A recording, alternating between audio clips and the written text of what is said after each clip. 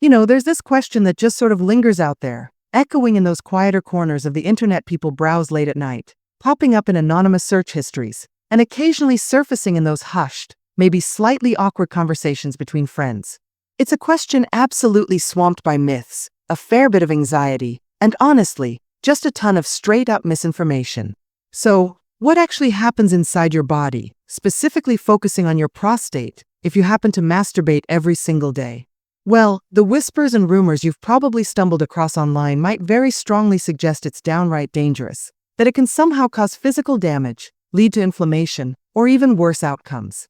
Honestly, the fear-mongering around this topic is incredibly real and pervasive.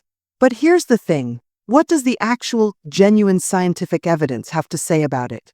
Well, I'm going to level with you and tell you the real truth today. And I promise you, the answer is genuinely pretty shocking, and it is almost certainly not at all what you've likely been led to believe by all that noise. Stick with me here, because this is something you really won't want to miss.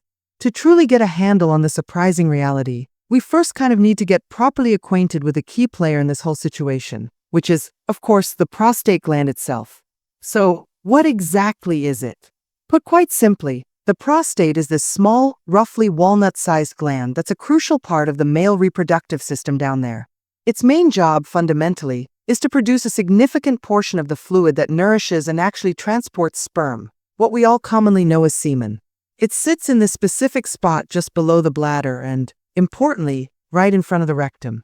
For such a relatively small gland, it actually plays a massive, outsized role in a man's overall health, particularly as he gets older, And precisely because it's so vitally important, it also unfortunately becomes the source of a huge amount of anxiety and worry.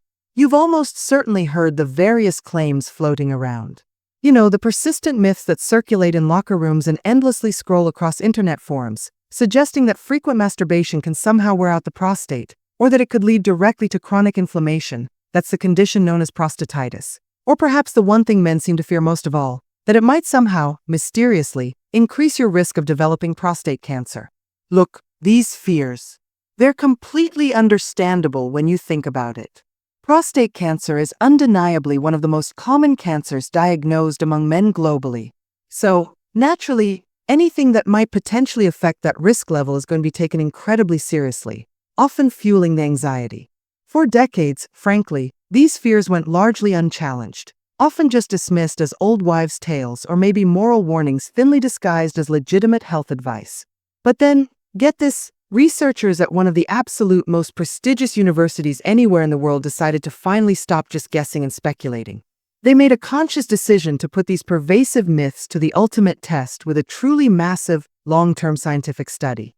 And what they ultimately discovered didn't just quietly challenge those old myths. It completely, utterly blew them out of the water entirely. It genuinely changed the entire conversation about masturbation and prostate health forever. No exaggeration. So, what is this shocking secret they uncovered? What did the rigorous science finally reveal to us? Well, the landmark study I'm referring to comes from a place you've definitely heard of, no doubt, Harvard University, specifically conducted by the renowned Harvard T.H. Chan School of Public Health. And this wasn't just some small-time, quick survey either. Oh no. This was serious research. They meticulously followed nearly 32,000 men for almost 2 full decades, carefully tracking their lifestyles, habits, and crucially, their health outcomes over that long period. One of the absolutely key data points they focused on, naturally, was ejaculation frequency, how often these men were ejaculating, whether through sex with a partner or through masturbation. When they finally analyzed the mountain of data they'd gathered, the results were nothing short of stunning. They were like the very definition of, you won't believe this until you hear it. Ready? Here it is. The study clearly found that men who reported a higher frequency of ejaculation actually had a significantly lower risk of developing prostate cancer later in life. Let me just say that again, because it absolutely bears repeating and really letting it sink in. More frequent ejaculation was robustly linked to a measurably lower risk of prostate cancer. The numbers they crunched were very specific and statistically significant. Men who ejaculated 21 or more times per month showed up to a 33% lower risk of getting prostate cancer compared to men who ejaculated only about 4 to 7 times per month. This finding is literally the complete opposite of all those old fears we grew up hearing. Far from being harmful, the compelling evidence actually pointed towards a powerful protective effect. And this wasn't just some one-off fluke result either. The findings have since been supported by other solid research, including a major Australian study that independently found a strikingly similar protective link. So, the big question then becomes, why?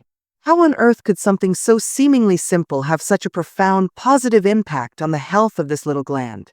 Well, scientists have proposed a few leading theories, and honestly, they all make a lot of intuitive sense when you think them through.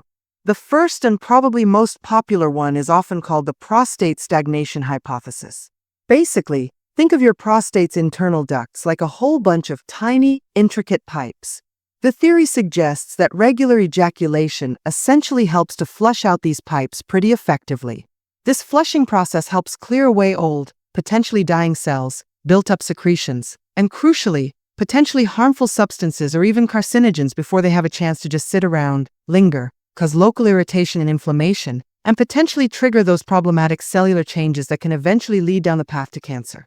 It's essentially acting like a natural, built-in cleansing mechanism for the gland. The second theory revolves more around basic cellular health and renewal.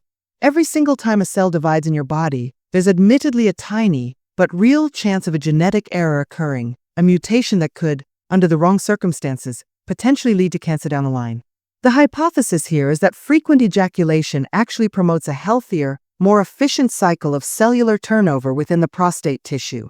It encourages the gland to replace older, potentially damaged or worn-out cells with fresh, new, healthy ones more rapidly and efficiently, thereby reducing the overall opportunity time for cancerous cells to somehow take hold and start multiplying uncontrollably.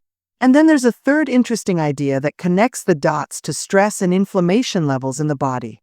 We know pretty definitively now that chronic, low-grade inflammation is a major underlying risk factor for developing many types of cancer, prostate included. The physical act of ejaculation itself is strongly linked to a noticeable reduction in overall tension and psychological stress. It's kind of a natural release valve, you could say.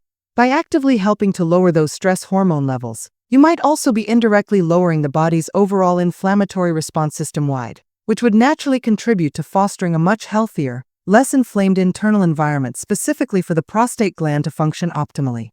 So when you step back and put all of these pieces together, the science really paints a surprisingly clear and consistent picture. Regular ejaculation, whether it stems from sex with a partner or, importantly, from masturbation, appears to play a significant and beneficial role in actively maintaining a healthier prostate by essentially helping to clean out the system periodically, promoting healthier and faster cell turnover, and potentially reducing damaging chronic inflammation. It's a pretty powerful combination of effects, actually. So that underlying science is absolutely incredible for understanding long-term health and cancer risk reduction, no doubt about it. But I know for many of you listening or reading right now, the immediate concern isn't just about the distant future. It's about those really frustrating symptoms you might be dealing with right at this moment.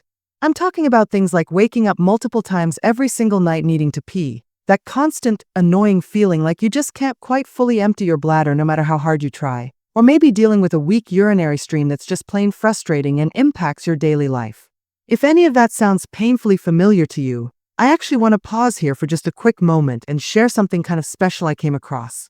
There's this fascinating video presentation floating around that reveals details about a powerful spring water juice formula, apparently based on some unusual, traditional Asian remedy that specifically targets what they describe as the root cause of these very symptoms, something they call a hidden prostate clog. It's supposedly designed to provide relatively fast relief for those exact issues like frequent nighttime urination and weak flow. If you're interested, just point your phone's camera right now at the QR code you should see somewhere on the screen. It'll open the video straight up on your phone. I've also gone ahead and put the direct link right there as the top pinned comment below this video for easy access. Go ahead, feel free to open it up in a new tab if you like. And then definitely come right back because we still need to cover the crucial, bigger picture of overall prostate health beyond just frequency. Okay, welcome back. So, for the rest of this bigger picture perspective on prostate health, you might be sitting there thinking, wow, this is incredible news. So, does this mean frequent ejaculation is like some kind of magic bullet, a guaranteed way to completely prevent prostate cancer? And honestly, This is exactly where we absolutely need to step back, be responsible, and look squarely at the bigger, more complex picture. The straightforward answer, unfortunately, is not exactly no. It's really crucial to understand that this otherwise fantastic research primarily shows a very strong correlation, not necessarily a direct, ironclad, one-to-one causation. What does that somewhat technical jargon actually mean in plain terms? Well, it means that while the protective link they found is undeniably powerful and statistically significant, there could potentially be other underlying factors also playing a role alongside ejaculation frequency itself. For example, it's entirely possible that men who naturally have a higher ejaculation frequency also tend to have, or cultivate, other healthier lifestyle habits overall, things like better diet, more regular exercise, lower stress management, and that the combination of all these positive factors together is what ultimately leads to the observed reduced cancer risk. The key practical takeaway here is that ejaculation frequency is very likely one important piece, a potentially very beneficial piece, of a much larger and more complex puzzle when it comes to achieving and maintaining lifelong prostate health. It absolutely is not some kind of free pass or license to ignore all the other critical aspects of taking care of yourself. Think of it more like one powerful tool you now know you have in your overall health toolbox. But remember, you definitely need other essential tools working alongside it to build real resilience. So, what are those other vital tools? First off, diet is absolutely critical. No two ways about it. Diets consistently rich in fruits, all kinds of vegetables, and healthy fats like those found in nuts, seeds, and olive oil are strongly linked to much better long-term prostate health outcomes. Foods containing lycopene, such as cooked tomatoes, watermelon, and pink grapefruit, seem to be particularly beneficial according to research. Green tea, packed with antioxidants, and foods rich in omega-3 fatty acids, especially fatty fish like salmon or mackerel, are also fantastic additions worth making regularly. Second, non-negotiable point, regular exercise.